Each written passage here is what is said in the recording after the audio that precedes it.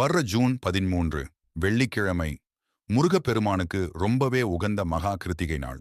நம்ம வாழ்க்கையில இருக்கிற கடன் தொல்லைகள் தீரணும், மனசுல நினைச்ச காரியம் நல்லபடியா கை கூடணும்னு நினைக்கிறவங்க அன்னைக்கு இந்த எளிய வழிபாட்டை மட்டும் விடுபடாம செஞ்சிடுங்க. மறக்காம கமெண்ட்ல வெற்றிவேல் முருகனுக்கு அரோகரான்னு எழுதுங்க. எல்லாரும் நல்லா இருப்போம், நல்லதே நடக்கும்.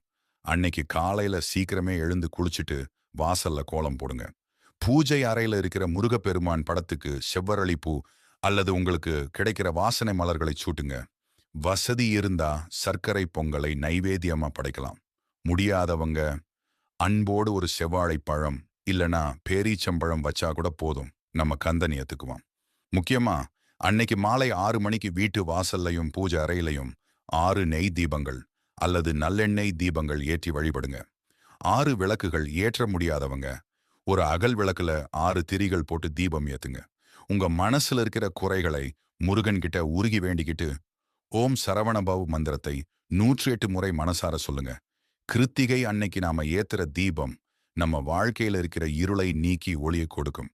இந்த தகவல் உங்களுக்கும் உங்க ஃப்ரெண்ட்ஸுக்கும் பயனுள்ளதா இருக்கும்னு நினைச்சா உடனே ஷேர் பண்ணுங்க.